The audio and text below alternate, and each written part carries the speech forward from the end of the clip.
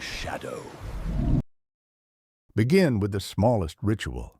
If you find value in these midnight studies, leave a light on by subscribing. It helps other insomniacs find the same stairwell. Now, step carefully. Tonight, we do not chase monsters. We open books. Their paper is quiet, their ink is dry, and yet the most dangerous entities in Lovecraft's cosmos are not taloned things in the fog, but texts that rewrite the reader. The question is not which book kills, it's which book acts. Call them grimoires, codices, tabloids from eras that do not map onto our calendars. The Necronomicon, the Pnakotic manuscripts, the Book of Eibon, Unaussprechlichen Kulten, Culte de Ghoul, de Vermis Mysterious, the 7 cryptical books of San, the Eltdown shards, the Elia text. They are masks and keys, scripts and stages. A common mistake is to picture them as exotic props. Stained leather, iron clasps, a whiff of old glue. Their danger lies elsewhere. In Lovecraft's Mythos, information is not subordinate to matter. Names are vectors. Knowledge is a species. You will hear scholars argue about provenance. Abdul al-Hazred's al-Azif, becoming the Latin Necronomicon through Olaus Wormius, a rumored John Dee rendering. Hyperborean Eibon dictating across time to medieval translators. A German savant, von Junst, going to his grave from a text that would not let him go. These lineages matter. We will follow them. But the more unsettling thesis is mechanical. These books don't merely report events, they cause them. Like a star map that obliges the stars to move, they are scripts waiting for actors, and our mouths are stages. Lovecraft builds this library slowly across stories from 1921 to the last years of his life. He borrows and lends. Friends seed additional volumes. Robert E. Howard contributes von Junst's Black Book. Clark Ashton Smith breathes life into Eibon's Hyperborean wisdom. Robert Bloch conjures de Vermis Mysterious from medieval shadows.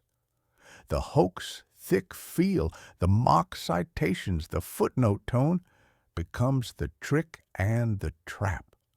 You're invited to be a sober reader inside an impossible bibliography. That invitation is the door. These texts operate through principles that mock our assumptions about how information behaves. We expect knowledge to be passive, contained within covers, subordinate to the reader's will. But Lovecraft's forbidden books demonstrate agency. They select their readers as much as readers select them. They appear in estate sales when previous owners die under mysterious circumstances. They surface in archaeological digs as if Earth itself conspires to bring them to light. They manifest in dreams, their contents transmitted through nocturnal visions to receptive minds who wake compelled to transcribe what they have seen. The mechanism is viral, mimetic, operating through cognitive channels we barely understand. A diagram traced with a finger teaches the motor cortex choreography the room was not built to host. A chant pronounced aloud recruits breath, making the throat a resonating chamber for frequencies that summon rather than sing. A symbol glimpsed in peripheral vision embeds itself in visual cortex, appearing later in sketches the artist doesn't remember making. The books are not containers, but broadcasters, transmitting on frequencies human consciousness cannot help but receive. We'll begin with what a forbidden text is in this cosmos, then follow the chain of transmission across authors and centuries. We'll model how these books work, how phonemes become gates, how diagrams rewire sleep, before walking case by case through the Necronomicon, the Pnakotic manuscripts, the Book of Eibon, and the Black Book of von Junst. With a glance at their grim siblings, we'll close by stepping back. Why does fiction choose books as its sharpest teeth? What does that say about us? The late-night audience hunched against a blue glow, reading the script of the stars. Keep a sensory grip as we go. Touch the cold of a brass clasp. Smell damp paper the way basements smell after river water retreats. See a sigil's geometry tremble like heat above a black candle. Hear faintly a sibilant string of syllables whose shape you recognize before you understand. If those cadences feel like home, the next curtain will already be rising. If a text can act, someone must have carried it to the stage. In Lovecraft's circle, books travel like spores across eras, across authors, across languages. The Necronomicon begins as Al-Azif, the nocturnal insect noise of demons in the desert, a poet mystic named Abdul al-Hasred, stitching observations of cults and stars into an occult ethnography. A monk named Olaus Wormius, Nordic, Latinized, renders it into the old church tongue with cold precision.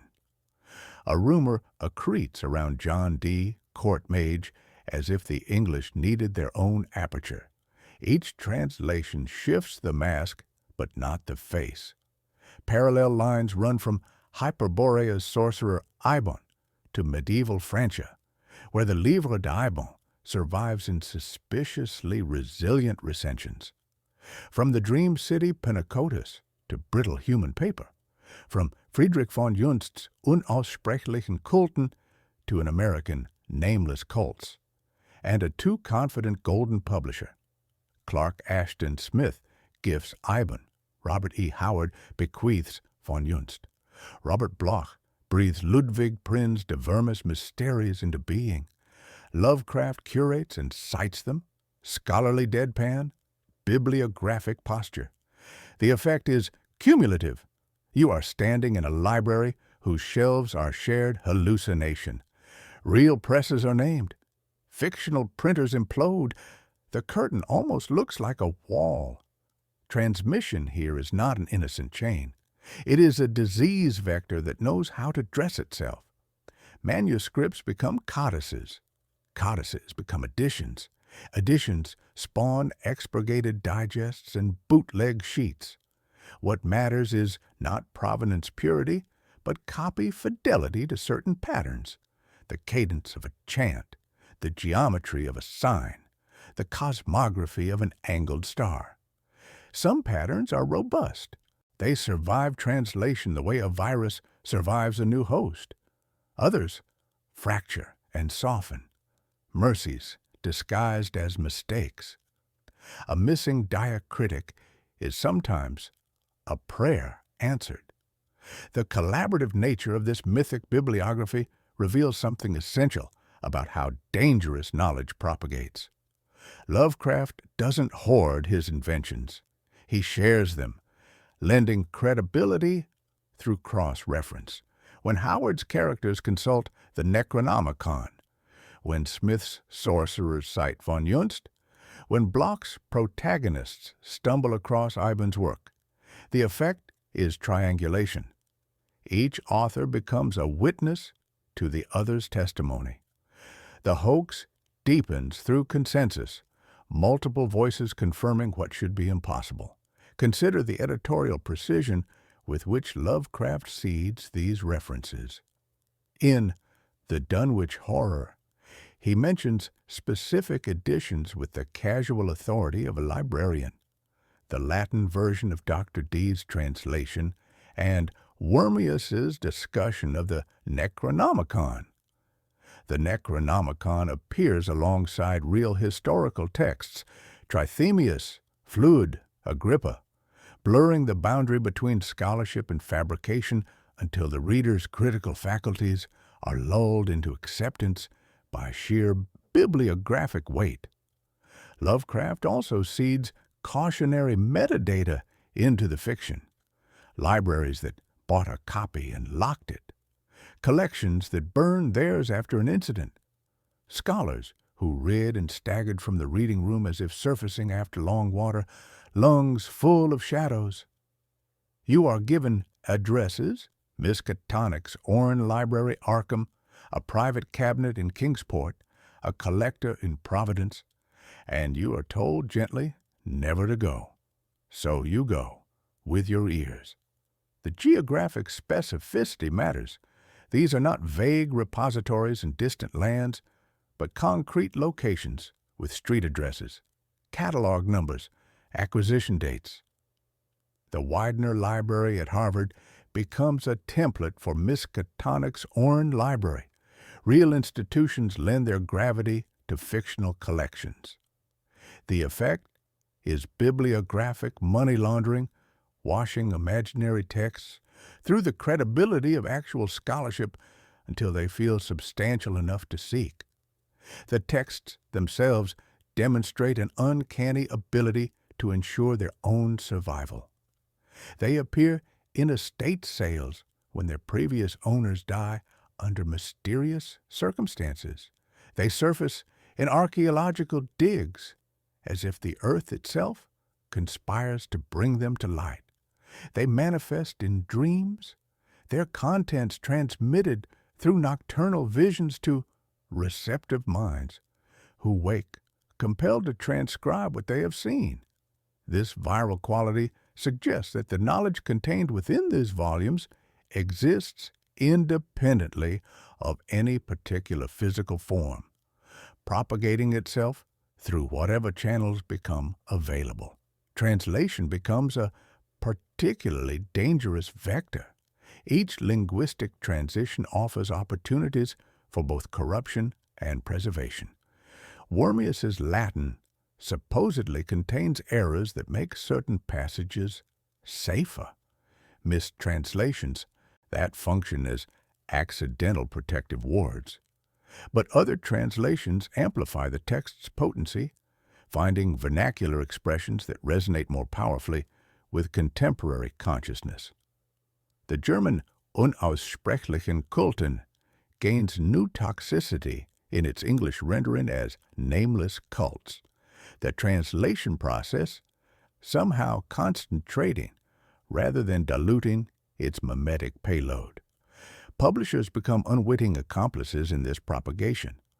The Golden Goblin Press represents the commercial appetite that ensures dangerous knowledge finds its market. Even expurgated editions serve the text's purposes, creating a sense of forbidden completeness that drives readers to seek unexpurgated versions. Censorship becomes advertisement. Prohibition becomes invitation.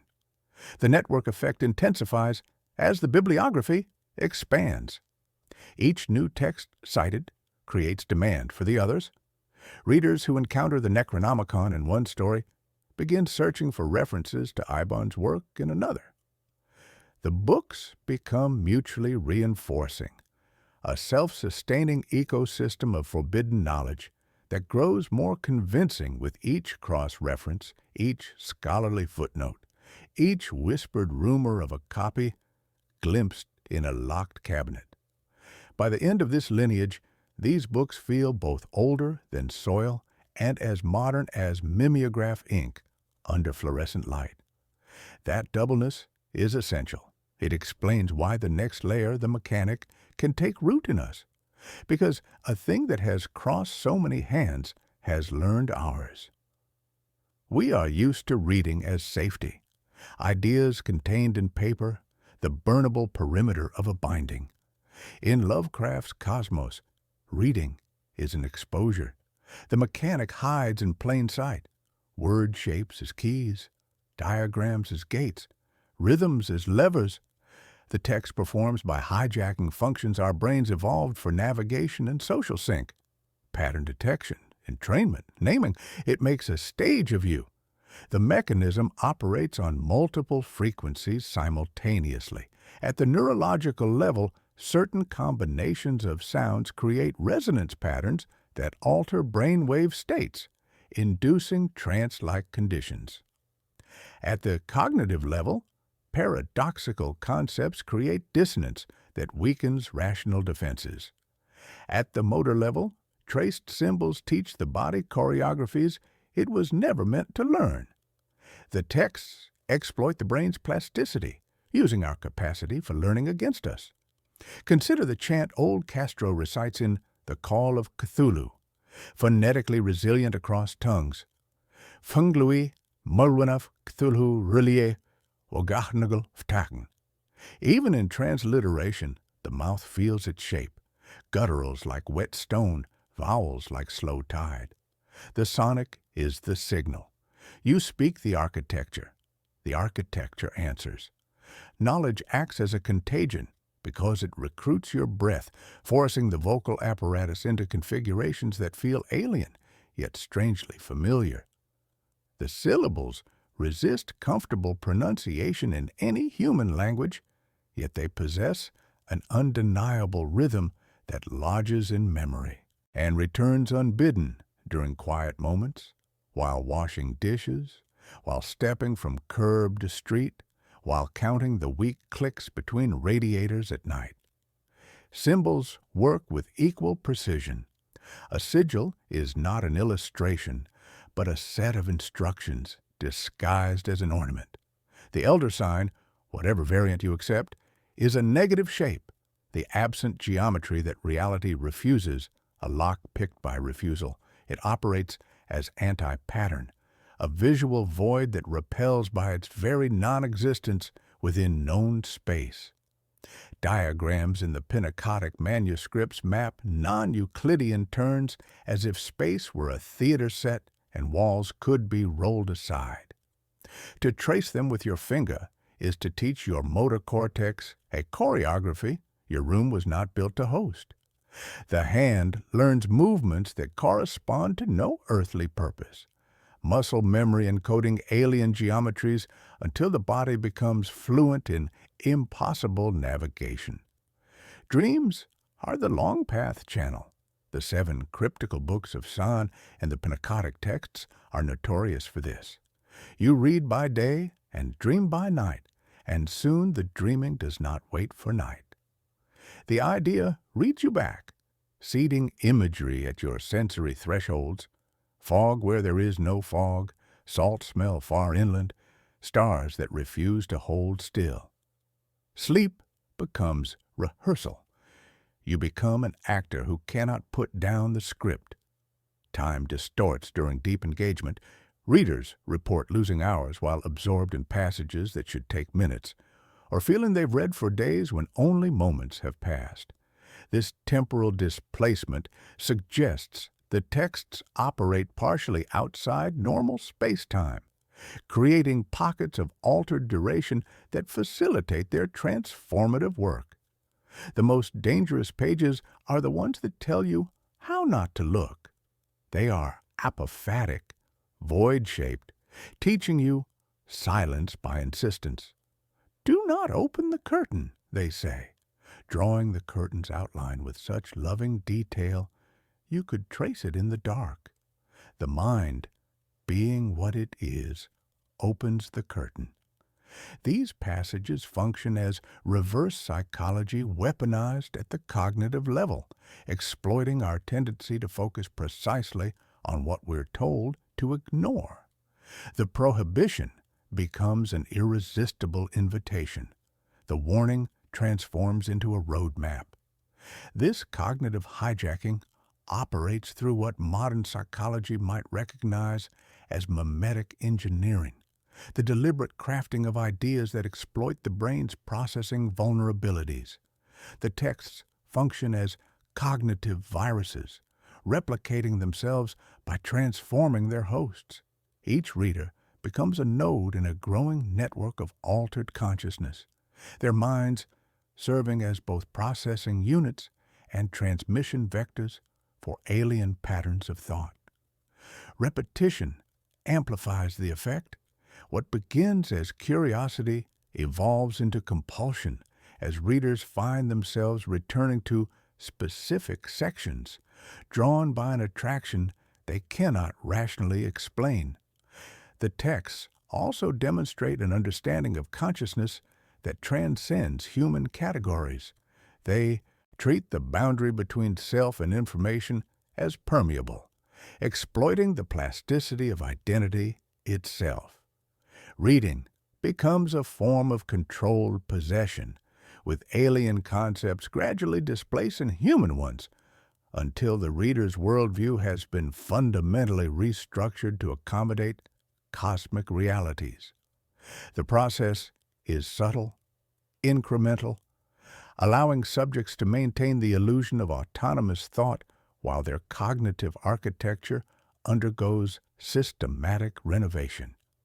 What protects us when protection exists is often error, a blessed mistranslation, a missing diacritic, a smudged diagram that interrupts the circuit.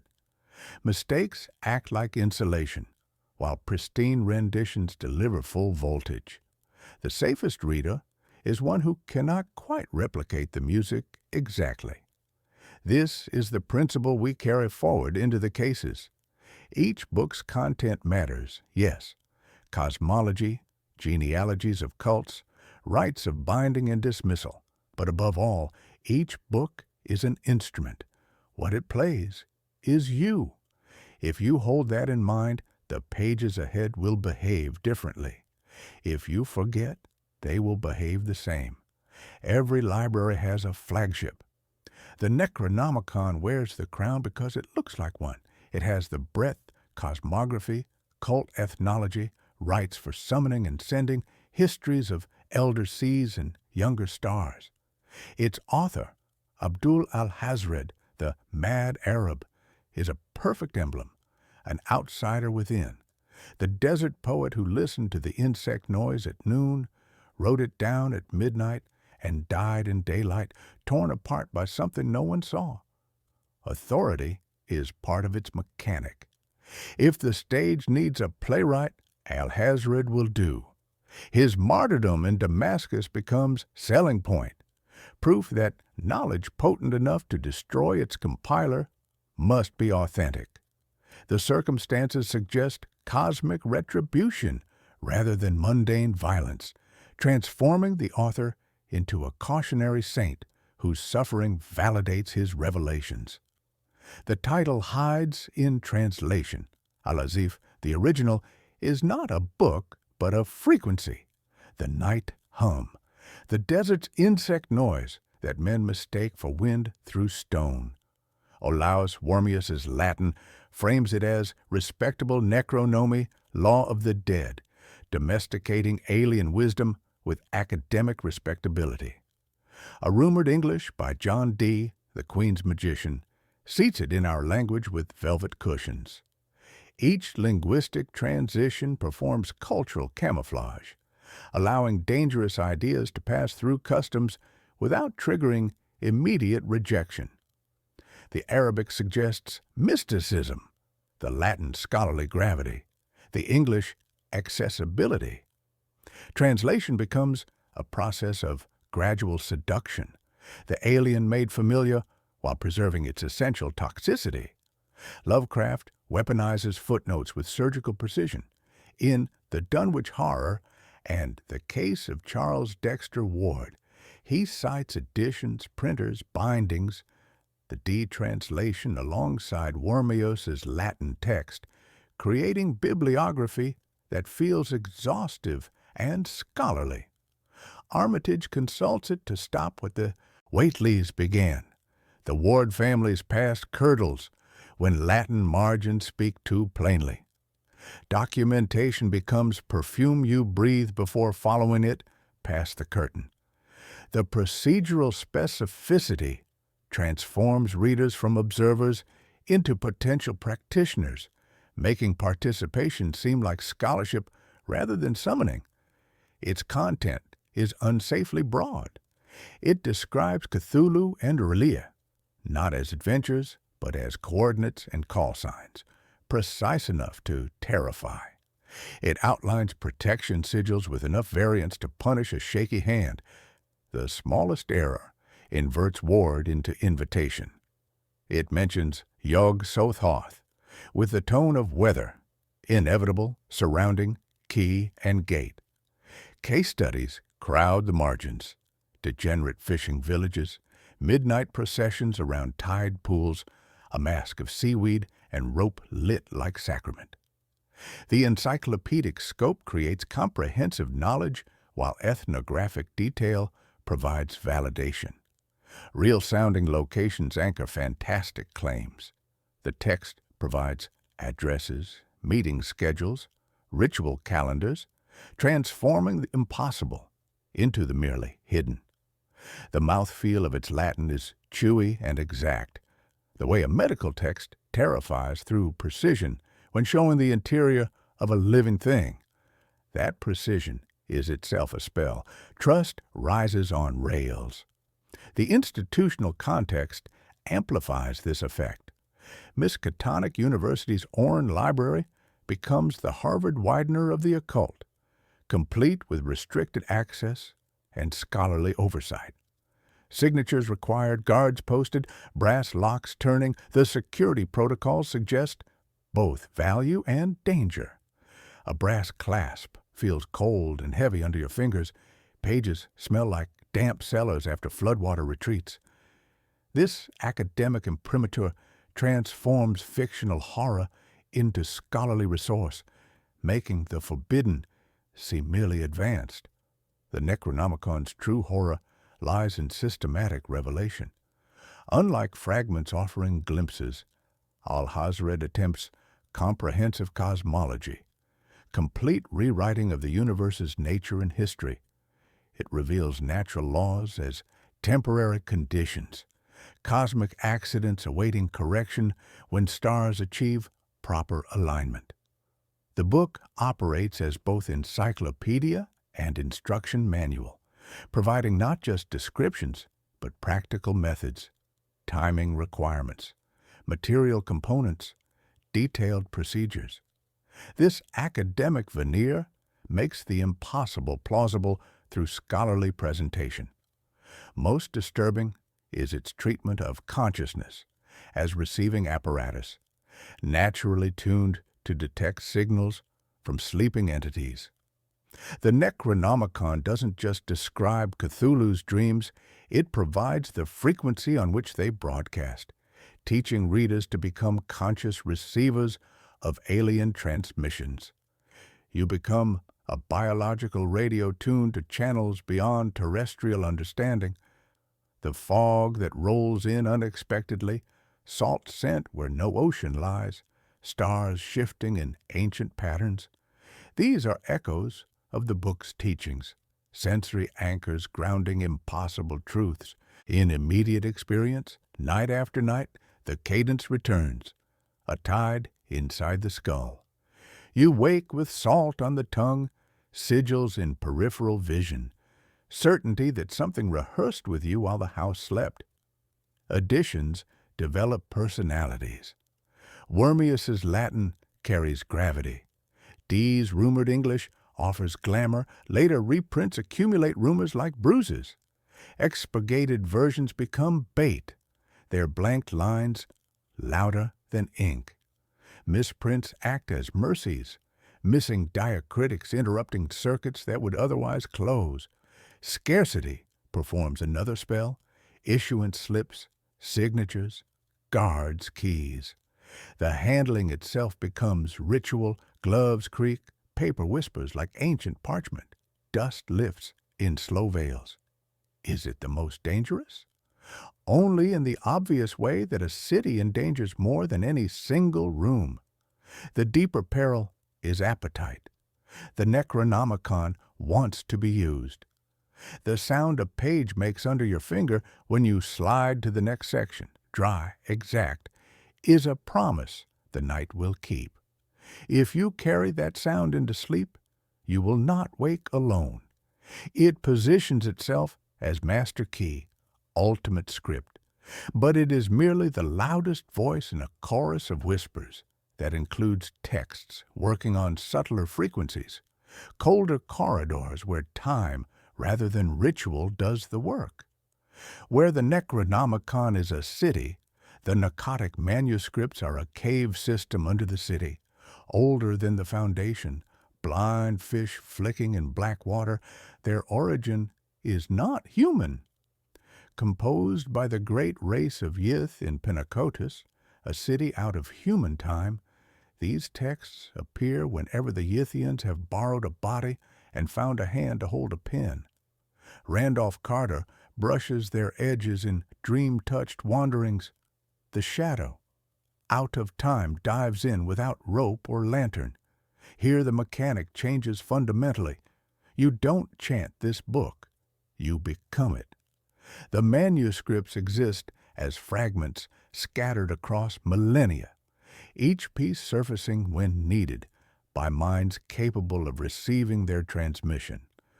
Unlike other forbidden texts that rely on physical preservation, the Pnakotic knowledge propagates through consciousness itself, using human minds as storage devices and transcription engines.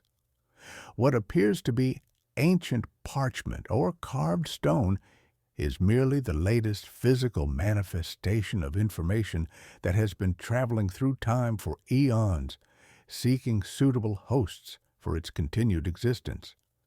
The manuscripts are geography, maps not of space, but of transfer.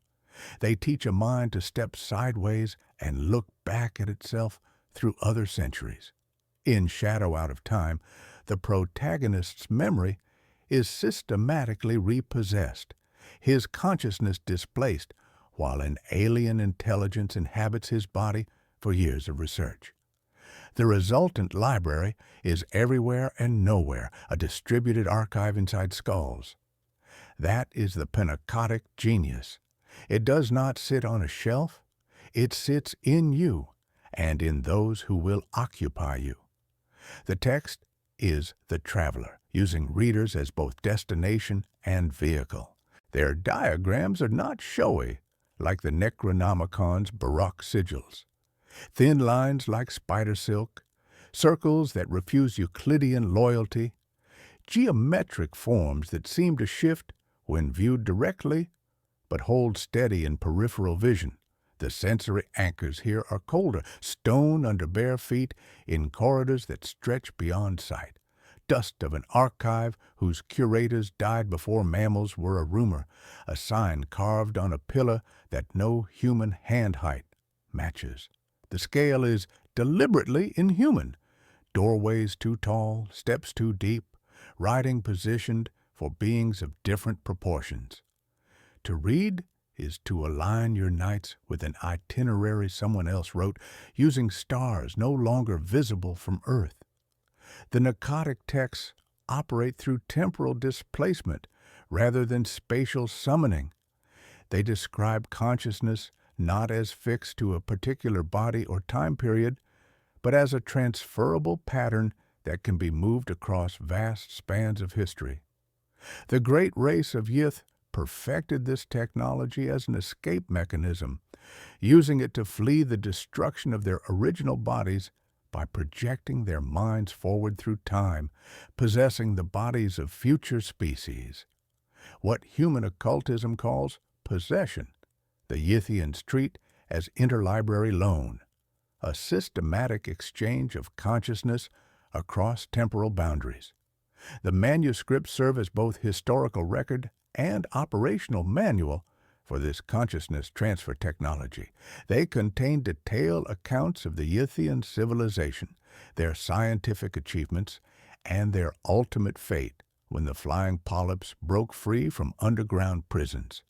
More importantly, they provide theoretical framework for understanding consciousness as information that can be copied, moved, and stored independently of its original biological substrate.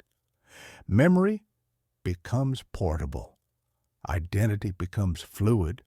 The boundary between self and other dissolves into mere convention. Reading the Pnakotic manuscripts initiates gradual temporal disorientation through what the texts term temporal echoing, the tendency for consciousness patterns to resonate across time when exposed to appropriate frequencies. Readers report experiencing memories that are not their own, knowledge of events they never witnessed, skills they never learned. A scholar of medieval history suddenly recalls the taste of Triassic air. An accountant begins sketching architectural plans for cities that existed before human civilization. A librarian wakes speaking fragments of languages that died with their last speakers millions of years ago. These are not hallucinations, but genuine memories from other time periods, accessed through the consciousness transfer mechanisms described in the texts. Readers become tuning forks, their minds vibrating in harmony with alien thoughts from distant eras. Sleep becomes particularly dangerous, as the dreaming mind offers less resistance to temporal intrusion. The resonance builds gradually, starting as fleeting impressions and evolving into sustained contact with non-human intelligence. The true horror of the Pnakotic manuscripts lies in their revelation that individual identity is far more fragile than humans typically recognize. The texts demonstrate that what we consider our essential selves, memories, personalities, accumulated experiences, are merely data patterns that can be extracted, stored, and transplanted into other vessels. The continuity of consciousness that forms the foundation of human identity becomes exposed as illusion, a convenient fiction maintained by biological limitations rather than metaphysical necessity. Danger works by delayed action. The Pnakotic manuscripts do not summon an immediate thing in a room. They allow something patient to rent your future. Memory loss, déjà vu at geologic scale, skill with languages you never studied, these are symptoms of successful integration. You become a better librarian for them, which is to say, a more compliant host. Your knowledge expands beyond your experience. Your dreams fill with vistas no human eye has seen. Your hands remember the weight of tools designed for different anatomy. The temporal mechanics create feedback loops that intensify with exposure. Each reading session deposits more alien memory. Each alien memory makes subsequent readings more comprehensible. Increased comprehension accelerates the displacement process. The text becomes experiential rather than informational, transforming passive consumption into active participation in alien history.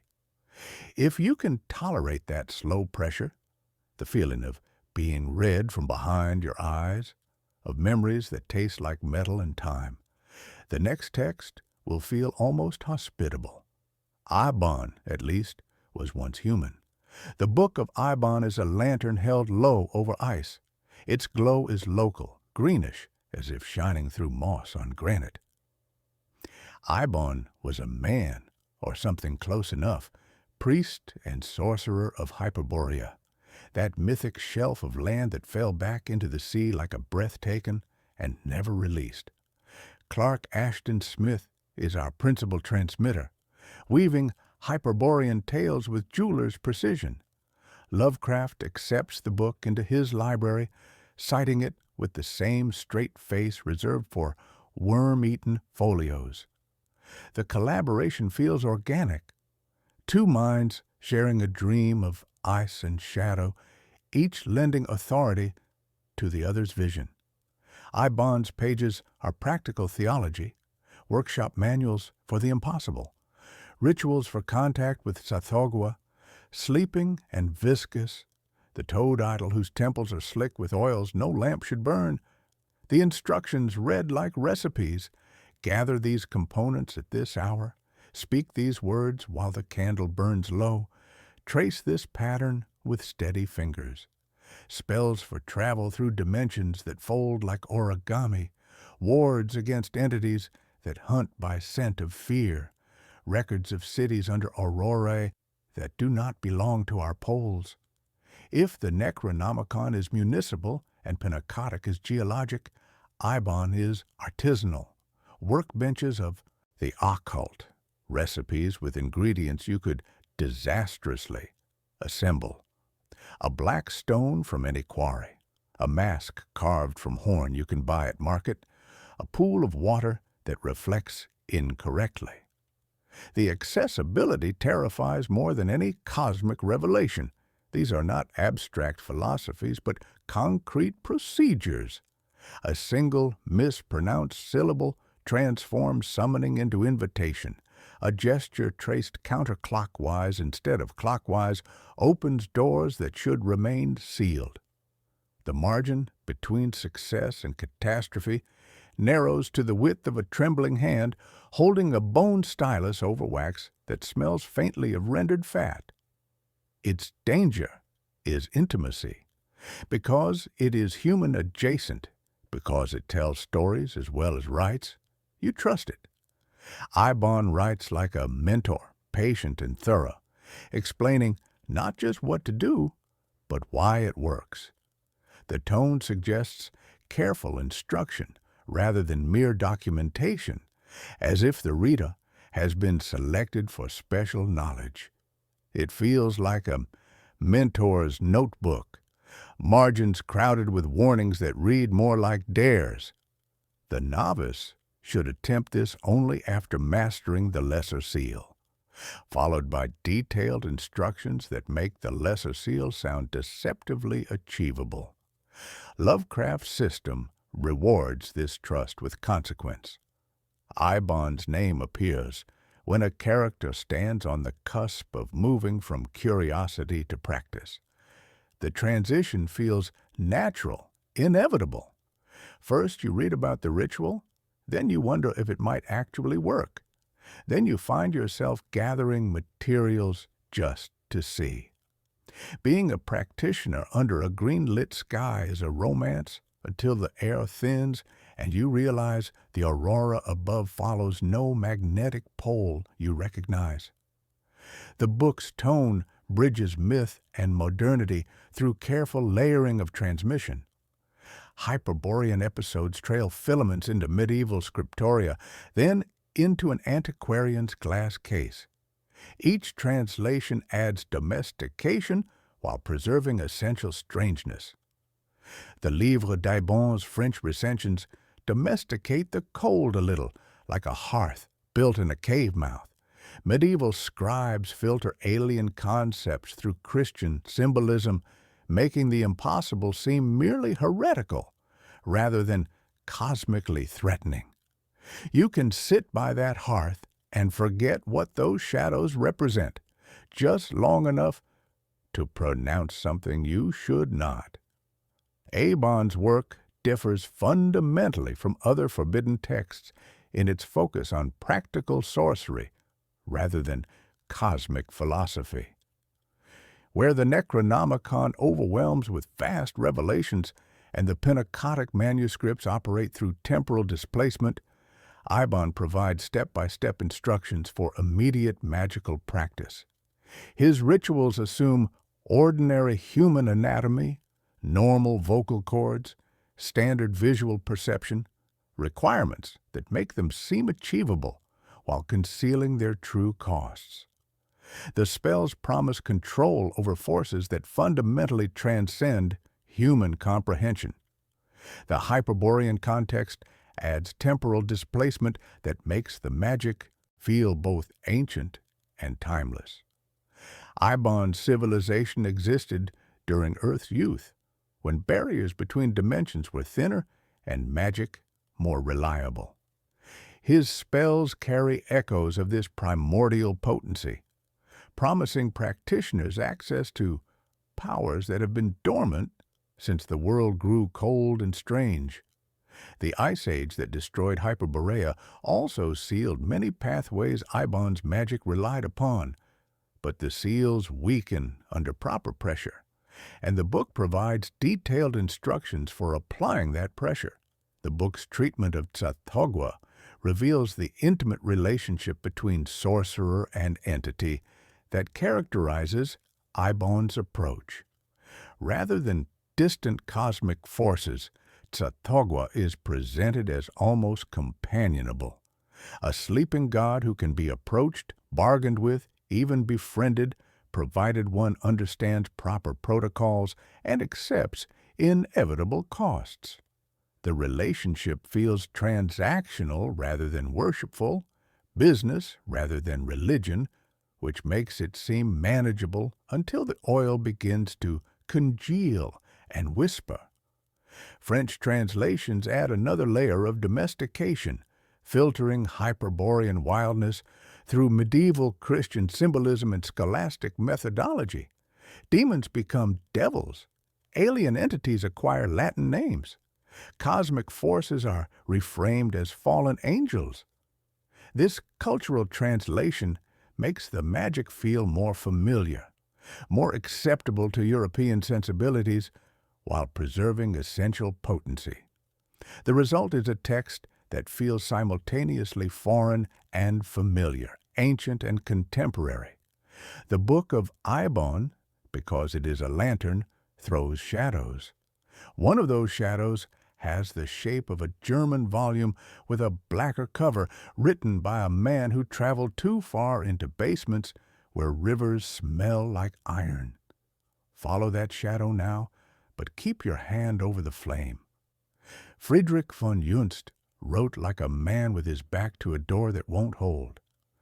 Unaussprechlichen Kulten, translated for the unwary as nameless cults, is the field report from a life spent in the wrong rooms at the right times. Robert E. Howard births it. Lovecraft puts it on the same shelf as Alhazred and Eibon, granting it the authority of proximity. It is less cosmology and more reportage. This coven met here. These rites were spoken. This symbol was sewn into a mask worn in a cellar under a warehouse where the river smells like iron. The German title does some of the work. Unaussprechlich, unspeakable, unpronounceable, hints at vocal hazard. The book's English incarnation erases the vowels but keeps the hush. Nameless cults. Editions are unreliable. A notorious Dusseldorf printing breeds stories of readers suiciding in tidy rooms, of a translator vanishing between lines. A New York publisher, golden by name, tarnished by fate, attempts an expurgated version. The text resists sanitization the way mold resists bleach. Its mechanic is social. The Black Book does not force you into the cosmos. It pushes you into a basement. It catalogs how humans become theaters for elder appetites, what masks we carve, what signs we shiv into wood, what chants we rehearse until the rhythm makes a hammock for something to lie down in. Its sensoria are immediate. Candle smoke that tastes like tallow, water seeping up through brick, a rope braided with seaweed, left to dry and never quite dry again. Von Junst's approach is ethnographic rather than mystical. He documents cult practices with the dispassionate eye of an anthropologist, recording rituals, organizational structures, and belief systems without editorial comment. This scholarly detachment makes the horrific seem mundane, the impossible seem merely exotic. The text reads like a field guide to human degradation, cataloging the myriad ways consciousness can be corrupted and redirected toward inhuman purposes. The cults described by von Junst operate according to principles of gradual initiation and progressive revelation.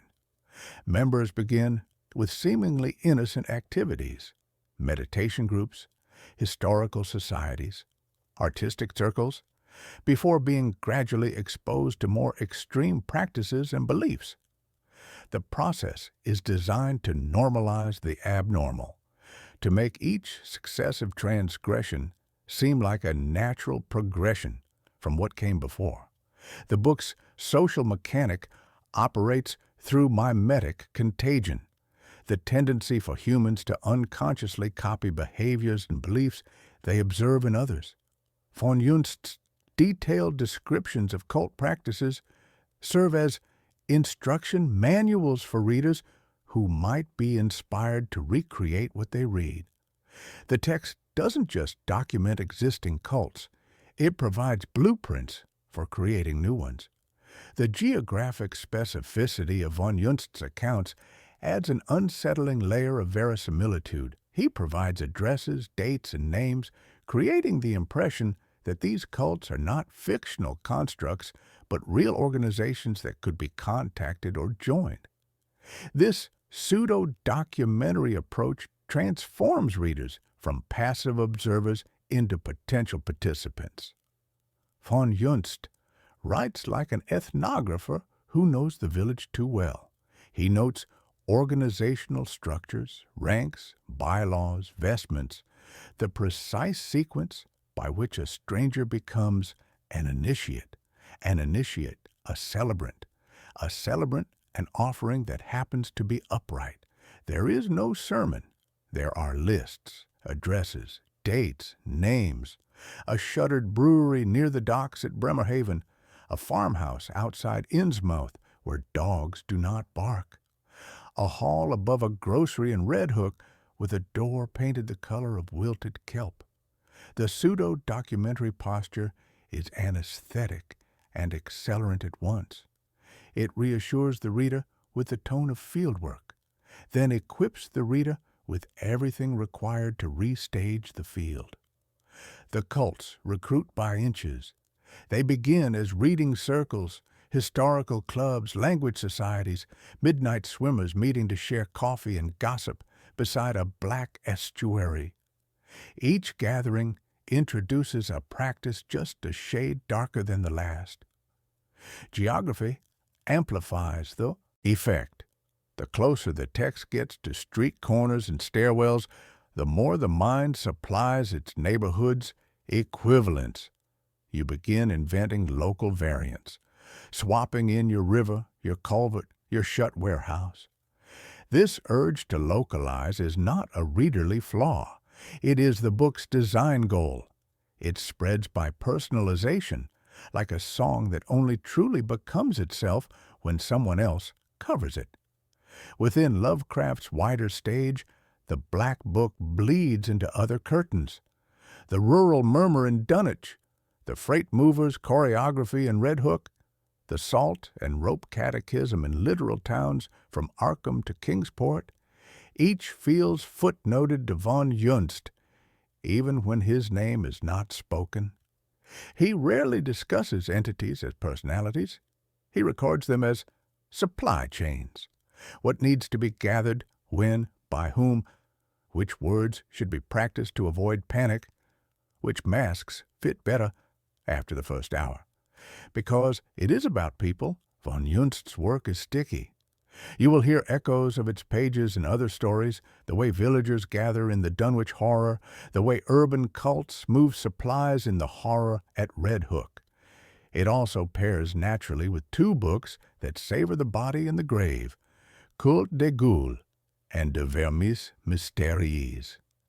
If the Black Book walks you into a basement, those two teach you what basements are for. If you can stand the smell, follow.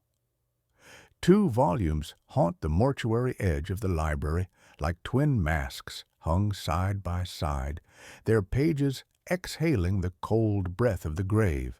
Comte d'Erlet's Culte des Ghouls, a French gentleman's indecorous obsession, reads like a debauched monograph tracing the feasts and genealogies of those that feast on us.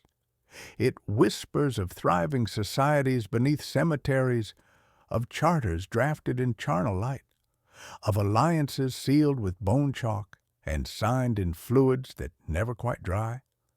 The tone is aristocratic rot, polished sentences varnishing atrocity with the same care a mortician applies rouge to cheeks that will never flush again. D'Erlet presents ghoul society not as feral scavenging, but as sophisticated culture with its own laws, customs, and social hierarchies that rival human civilization in complexity and exceed it in longevity. This anthropological approach transforms what should be horrifying into something merely exotic, encouraging readers to view human flesh as just another form of sustenance, consciousness as just another resource to be harvested like any other commodity. The book posits ghoul existence not as curse, but as evolution, a transcendence of mortal limitations through systematic consumption of corpses and the memories they contain. Under the prose lurks a deeper seduction, memory as currency. Ghouls are not mindless carrion crawlers, but archivists of the grave, their banquets doubling as libraries. Each meal adds a life to a composite self. Each marrow draft thickens the chorus within. The text hints, coolly, clinically, that immortality exists as accumulation rather than duration. To be many is to outlast the one. Death becomes not ending, but recruitment, consciousness preserved and accumulated beyond the constraints of individual mortality. De Vermis Mysterious, Mysteries of the Worm, credited to Ludwig Prynne and brought to the shelf by Robert Bloch, attends to the body with dungeon light. This is alchemy that remembers flesh, a grimoire that reads like a medieval cookbook written in a charnel house. Where Derlet composes society, Prynne diagrams procedure. He writes of circles drawn in grave dust with engineering precision, of fumigations whose acrid smoke coils like living things, of invocations whose Latin tastes like metal filings on the tongue. Prynne's work provides detailed procedures for necromantic practices with ingredient lists, timing requirements, and troubleshooting sections that make the impossible seem merely technical.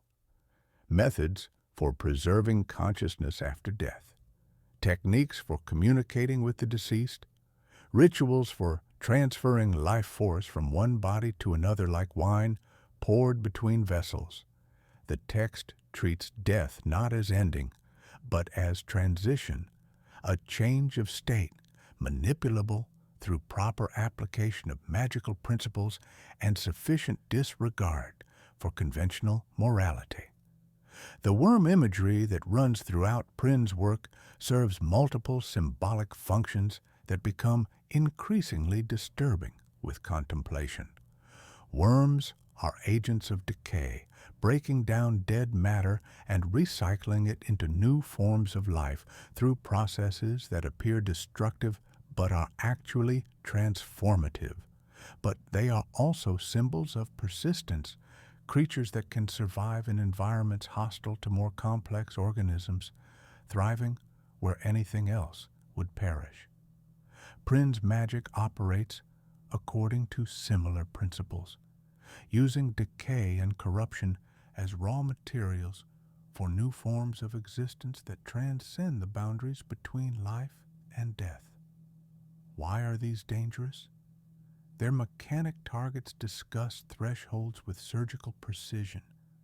They wear down the natural revulsion that keeps the living separate from the dead, the whole from the broken, the self from the consumed. Once you can think alongside rot without flinching, once you can pronounce a phrase that uses a corpse as a tool without self-revulsion shorting it out, you are useful to forces that require such utility. Culte de Ghoul flatters with secret anthropology. De Vermi hardens with step-by-step craft. Together, they turn the body into a workshop where consciousness becomes raw material and flesh the malleable medium. The stage is meat. The curtain is skin. The procedural specificity makes them particularly insidious. A circle drawn in grave dirt requires precise measurements. An invocation must be pronounced with exact inflection. A preservation ritual demands fresh materials gathered under specific lunar conditions. The mundane details make the impossible seem achievable, the forbidden seem merely advanced. The first time you read an operation that uses a cadaver as apparatus, you flinch. By the third reading, you are noting timings and angles in the margin. Case echoes amplify the danger throughout Lovecraft's broader work. The thing on the doorstep frames possession and body theft as achievable goals rather than cosmic horrors. The haunter of the dark ties curiosity to artifact to catacomb in chains these texts help forge. These books are never the only cause, but they are ambient oxygen, the knowledge in the room that makes a spark into flame, transforming morbid fascination into active experimentation. The sensory anchors here are deliberately nauseating. The sweet, sick smell of decay masked by incense, the texture of skin that has been dead just long enough to feel wrong under your fingers, the taste of wine stored in vessels you would rather not identify, damp earth caked on boots, linen that keeps the shapes it was meant to forget, candle smoke with a tallow tang that clings to clothes and hair. These physical responses serve as warnings that most readers learn to ignore as they become accustomed to the material. Together, these texts represent the ultimate violation of human taboos surrounding death and the body. They transform the corpse from sacred vessel to raw material, consciousness from inviolate essence to transferable commodity that can be bought, sold, consumed, or stored according to need. This commodification of human experience represents perhaps the most fundamental assault on human dignity imaginable, reducing the individual to a collection of usable parts, a memory stream to be absorbed, a life force to be siphoned. If you can keep your hand steady despite the smell of damp earth and old linen, we can turn toward the fragments, the shards and tablets that feel less like books and more like fossils you can read, where language itself becomes archaeological evidence of civilizations that should not have been. Not every dangerous text has leaves. Some have edges. The Eltdown shards are clay, incised with a script that won't stay where it's put. A pre-human archaeology that insists on being read aloud despite a sane scholar's reticence. The sound is wrong as soon as it begins, like flint struck underwater, producing sparks that hiss and die in the throat. The visual anchors here are cool and unsettling, a vitrified glint on fired clay that seems to catch light from nowhere, fingerprints fossilized beside strokes that no human hand could have made, a museum's green lamp illuminating something that cannot be curated because it refuses to remain static under observation. The Eltdown shards represent humanity's earliest encounter with non-human writing systems, predating known civilization by geological epochs. The script appears to shift and change based on the reader's angle of view and mental state, suggesting that information is encoded not just in the symbols themselves, but in the cognitive processes required to perceive them. The act of reading becomes a form of mental reconfiguration, gradually aligning human consciousness with alien patterns of thought. You do not merely decipher the text deciphers you, mapping your neural pathways for purposes that remain opaque. Each viewing session leaves traces. Scholars report hearing clicks like cooled glass and subaqueous hissing without any demonstrable source, auditory mirages that mark reconfiguration already underway. The 7 cryptical books of Hassan travel from China like smoke through a bamboo grove. Authorship as elusive as mist, content rumored to include gatework and anti-gatework, an apotropaic thread that, if properly tied, keeps certain dreams from finding your bedside. Sean's danger is dual and paradoxical, protection rituals that fracture into invitations when miscopied, silences that erase the wrong syllable, leaving spaces where something else can take root. The texts operate through linguistic paradox, their protective formulas creating conceptual barriers like hedges grown from thorns of negation. Yet, these same barriers become gateways if approached with wrong intention or imprecise pronunciation. The Chinese origins add layers of cultural translation that make the texts particularly treacherous for Western readers. Concepts that possess clear meaning in classical Chinese become ambiguous when rendered in European languages, creating gaps where misunderstanding flourishes. The tonal nature of Chinese pronunciation makes accurate recitation nearly impossible for non-native speakers. Yet the protective formulas require exact tonal precision to function as intended rather than as invitations. You hold your breath while reading, as if exhalation might rearrange the order of lines, transforming shield into sword with the precision of a single mispronounced syllable. The Arlia text is lean and tidal, a strand line of language left by a sea that doesn't follow our moon. Its function overlaps the Necronomicon's call signs but is narrower, a tuning fork for mouths. Pronunciation becomes a sacrament, each syllable a note in a chord that reaches across dimensional boundaries. If Pnakotic lives in time and Eibon in craft, Relia lives in the throat, transforming breath into bridge. The words carry meaning not through semantic content, but through their physical effects on the human vocal apparatus and nervous system, creating specific vibrations that resonate with cosmic frequencies. A circle of voices can open a room the way a key opens a lock, not by picking, but by persuading the lock it was always meant to be open. The choral effect amplifies individual pronunciation while creating harmonic patterns that single voices cannot achieve.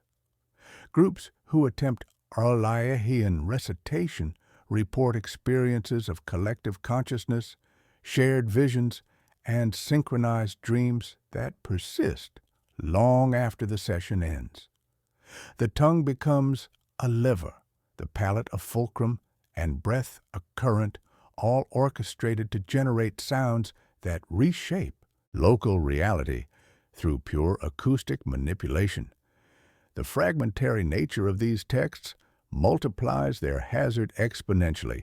Unlike complete volumes that permit systematic study, these shards and tablets present isolated concepts without context, making them particularly susceptible to misinterpretation. A single line copied incorrectly can transform a protective ward into a summoning circle, a blessing into a curse, safety into catastrophe, with no warning signs to alert the practitioner to their error. Fragmentary reading trains fragmentary thinking. Gaps become doors you do not realize you have opened until the cold passes through. Other fragments drift in the Mythos sea like debris from shattered worlds. Ponape scripture carved in basalt that remembers volcanic birth. Xanthu tablets whose metal surfaces reflect light that hasn't reached Earth yet. The cryptical books of Hassan's lost commentaries written on silk that changes color with the reader's pulse. Each bears a mechanic keyed to its material. Stone holds shape across centuries, preserving geometry through eons. Clay holds rhythm like a drum skin stretched over time, its impressions echoing ancient cadences. Silk holds meaning like water, holds a reflection you can cup and spill but never truly contain. Lovecraft and his circle deploy these materials to broaden the library's ecology, ensuring that no single approach to dangerous knowledge becomes familiar enough to seem safe. You are never allowed to rest in a single kind of literacy. You learn to read clay that crumbles under your touch, to listen to metal that whispers when temperature drops, to fear your own breath when syllables start organizing themselves without consent, forming words and languages you never learned but somehow understand. The medium is not neutral. It is a collaborator, a second alphabet etched in texture, weight, and temperature. Because the forms are partial, the reader supplies completion. That participation is both danger and lure. Your mind reaches to bridge broken sequences to infer the missing stroke, making you co-author of your own transformation. The Eltdown glyphs stop shifting when you begin anticipating their next angle. The Shan knots tighten when you imagine proper tension. The Arlae phonemes grow limbs from the shadow of your breath. The fragments require you to help them work, and they repay help with residency. The fragments prepare us for what the question really asks. It is not which title is worst, as if danger could be neatly ranked and filed. It is which function is most invasive. To answer that, you must step away from cases and into a philosophy where books become instruments and readers become the music they play. If you can step without taking the words with you, you will leave no footprints on the next page. But the quiet hum of Relia, the shifting geometries of Eltdown, the delicate balance of San's paradoxes, they settle deeper than ink, beneath the skin, waiting. If knowledge is a species, then reading is contact. Lovecraft's dangerous books are not accidents. They articulate a worldview in which mind and cosmos interpenetrate at frequencies deeper than conscious thought. The mind loves patterns. It cannot help but seek them, complete them, organize chaos into meaning. The cosmos is full of patterns that do not love us back, alien geometries that regard human consciousness as raw material rather than sacred essence. A book becomes a matchmaker with questionable ethics, introducing vulnerable minds to intelligences that view the encounter as recruitment rather than education. Across the volumes, 3 mechanics recur with surgical precision. First, names as keys. To say is to align. To align is to invite. The mouth becomes a keyhole, the tongue a turning instrument. Alhazred codifies this principle in riffs and litanies that transform pronunciation into summoning, while Relea sharpens it to a blade that cuts through dimensional barriers with each carefully shaped syllable. The name becomes incantation, the speaker becomes antenna, and the cosmic entity receives a signal from a mind ready to serve as local transmitter. Second, diagrams as gates. Visual symbols operate as architectural blueprints for impossible spaces that cannot exist in Euclidean reality, but can be constructed within human consciousness. Pnakotic maps turns that aren't available to legs but are to thought, teaching the mind to navigate non-linear pathways through time and space. Eibon gives handwork to hands that should stick to bread, transforming mundane gestures into ritual choreography that opens doors better left sealed. To trace is to trespass. To trespass is to open. The diagram becomes a bridge between what is and what should not be, with the reader's attention serving as construction material. Third, narrative as anesthesia. Stories normalize the abnormal through gradual exposure and careful pacing. Von Junst narrates atrocity until it feels like history, then like habit, each successive revelation building tolerance for concepts that should trigger immediate rejection. Cultes de Ghoul and de Vermis teach you not to mind the violation of fundamental human taboos, transforming revulsion into curiosity through scholarly presentation and anthropological distance. When you don't mind, you do. Participation follows acceptance as naturally as exhalation follows inhalation. The horror is structural rather than superficial. Entities are principles wearing faces to make points to primates, cosmic functions disguised as personalities to facilitate human comprehension. Cthulhu is not a boss monster lurking in underwater cities, but a function, converging minds on a frequency that makes their dreams interlock, creating a neural network that spans continents and centuries. Yog-Sothoth is access control disguised as a god, the totality of doors and the knowledge to open them, the key and the gate unified in a single principle that transcends spatial and temporal limitations. The books align readers with these functions through systematic cognitive restructuring. They are adapters you plug your consciousness into, transforming human awareness into compatible hardware for alien software. Electricity flows because that's what electricity does, not through choice or malice, but through fundamental properties that define its nature. This reframing reveals that forbidden texts operate according to principles that transcend conventional understanding of how information affects consciousness. They demonstrate that certain forms of knowledge are inherently transformative, possessing the capacity to restructure the cognitive frameworks through which reality is perceived and understood.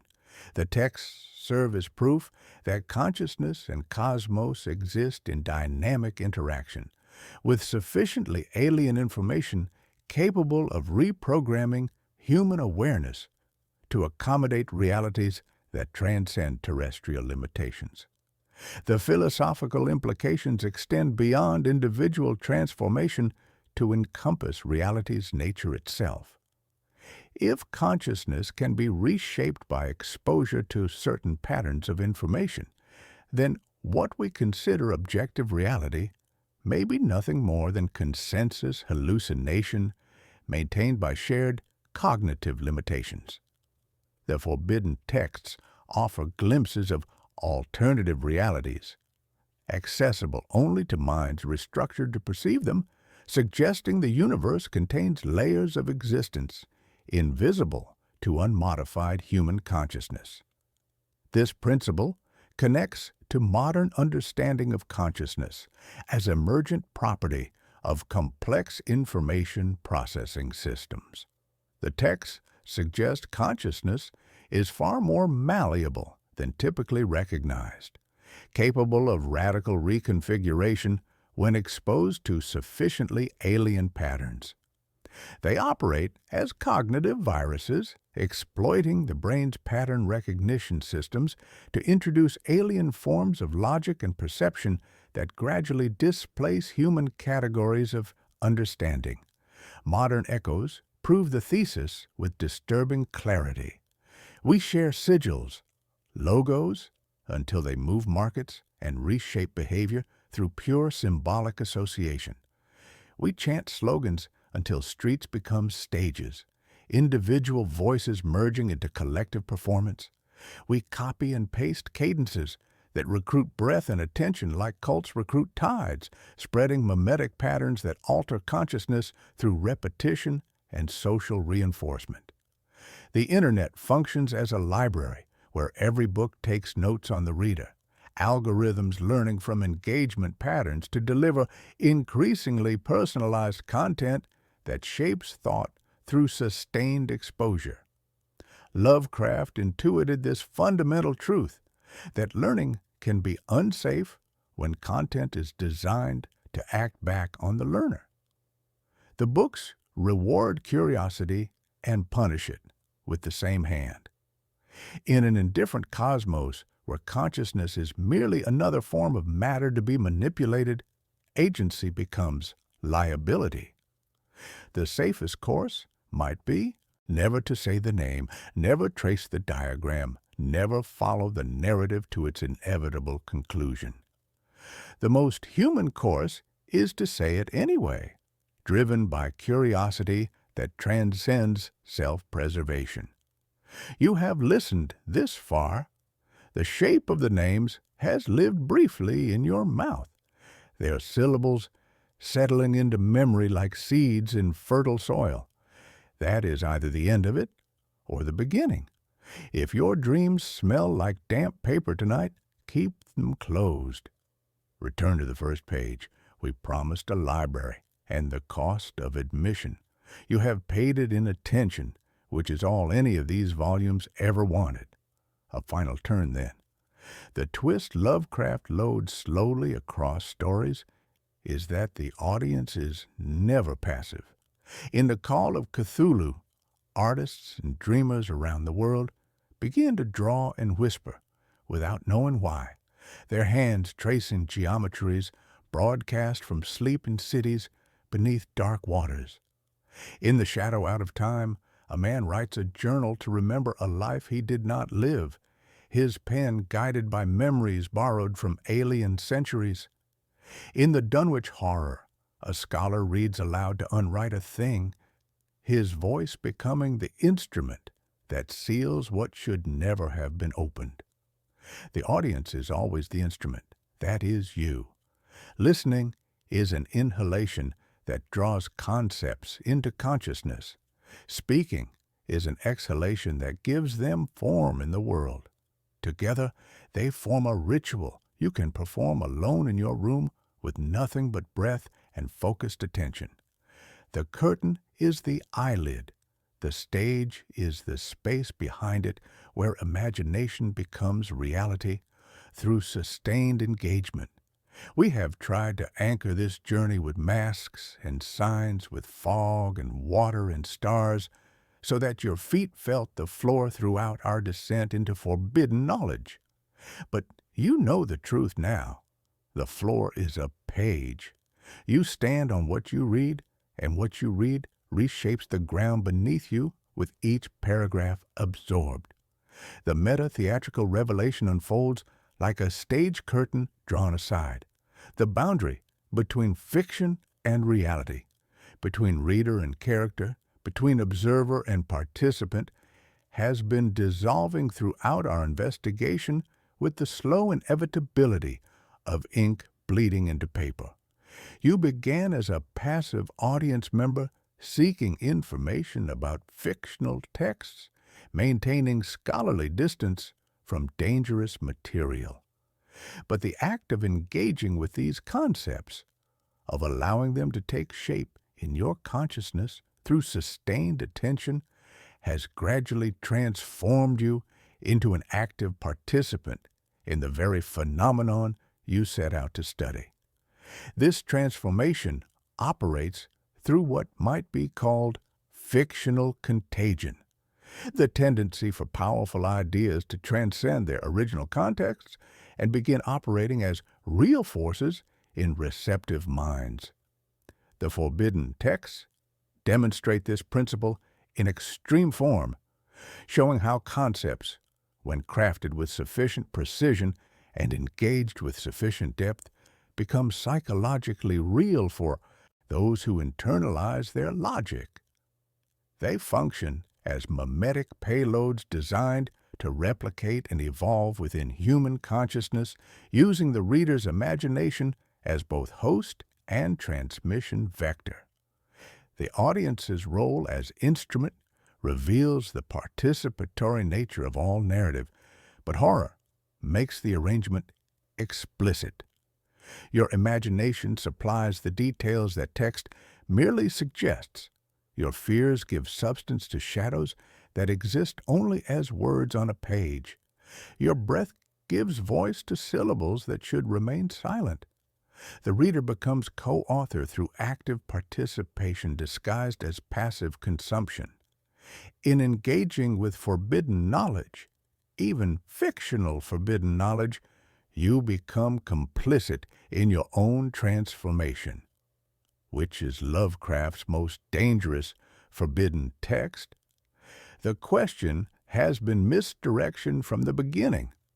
It is not the Necronomicon with its cosmic authority, not the Pnakotic manuscripts with their temporal patience, not Eibon with his intimate craft, not von Junst with his ethnographic humanity, not the flesh wisdom of Kultas and de Vermis with their appetites, not the fragments of San and Relier with their breath magic. It is the one that convinces you it is safe to turn one more page. Authority wears Alhasared's mask. Patience speaks through Pnakotic diagrams. Craft whispers in Eibon's green light. Humanity breathes through von Junst's field notes. Appetite scents the air around Derlet and Prian. Breath itself becomes instrument in the fragmentary texts.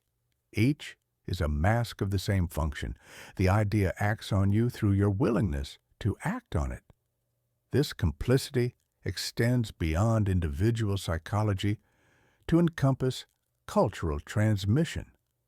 Each person who encounters these ideas becomes a potential vector for their spread, carrying fragments of forbidden knowledge into new contexts and conversations where they take root in other minds. The texts propagate themselves through human culture like viruses, using readers as both hosts and transmission mechanisms, each engagement creating new opportunities for replication and mutation across the network of human consciousness. The recognition of your own participation in this process is both climax and conclusion of our investigation. You are no longer an external observer studying dangerous texts from safe academic distance. You have become part of the phenomenon, a node in the network of consciousness that these texts create and sustain through their propagation across willing minds. Your attention has become their medium. Your memory has become their archive. Your voice will become their vector when you inevitably share what you have learned. The sensory anchors we have planted throughout this journey, the cold touch of brass clasps, the scent of damp paper, the geometry of sigils that shift in peripheral vision, the taste of syllables that resist pronunciation. These have become part of your vocabulary now, elements in a language you didn't realize you were learning to speak. They will return unbidden in quiet moments.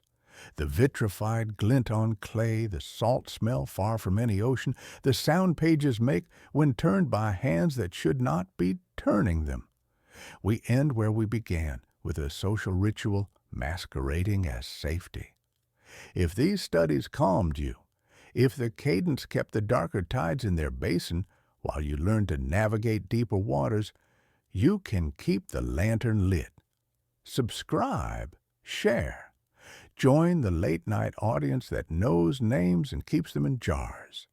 But know that sharing is itself propagation, each recommendation a seed cast into fertile darkness. Next time, we widen the stage beyond individual texts to examine the living symbols they contain.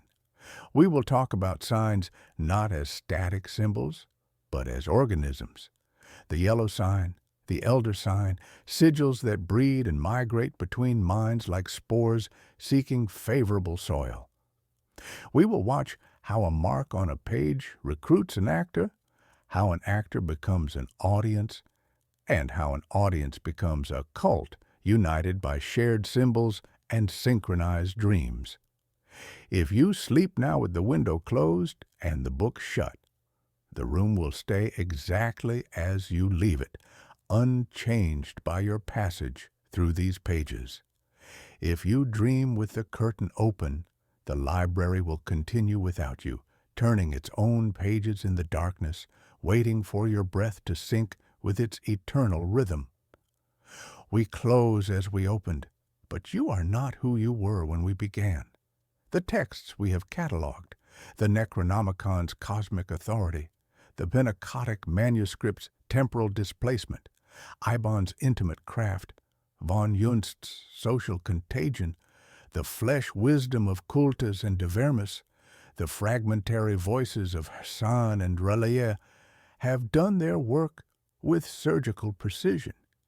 They have demonstrated that the most dangerous thing about forbidden knowledge is not what it tells you, but what it makes you capable of telling yourself. The voice in your head that whispers, just one more page, now speaks with accents learned from languages that predate human speech. The circular structure of our investigation mirrors the eternal return that haunts all engagement with cosmic horror. Each generation discovers these texts anew, believing themselves the first to glimpse such profound and terrible truths. Yet the texts themselves reveal a continuity that spans millennia, suggesting that the human encounter with forbidden knowledge is not accidental, but inevitable, not discovery, but recognition of something that was always already there, waiting in the spaces between thoughts, in the pauses between breaths, in the darkness behind closed eyes. This inevitability operates through what we might call cognitive archaeology, the gradual excavation of mental structures that were always present but never acknowledged. The forbidden texts do not introduce entirely alien concepts so much as they activate dormant capacities for perceiving realities that conventional consciousness filters out for its own protection. They serve as keys to locks that were built into human awareness from the beginning, doors that were always there but never opened, because opening them changes the shape of the room, the house, the world. The pattern we have traced, discovery, study, transformation, transmission, represents more than individual psychological processes. It constitutes a species-wide phenomenon that has been accelerating throughout human history, each generation producing more individuals capable of processing cosmic truths, each decade witnessing the barriers between human and alien consciousness becoming more permeable. The acceleration follows exponential logic. Each transformed mind creates conditions for additional transformations, like a slow-burning fuse that spans centuries. The texts serve as both chronicle and catalyst for this transformation, documenting the process while simultaneously accelerating it through their very existence. They function as evolutionary pressure, selecting for minds capable of transcending conventional human limitations while providing those minds with the conceptual tools necessary for further development.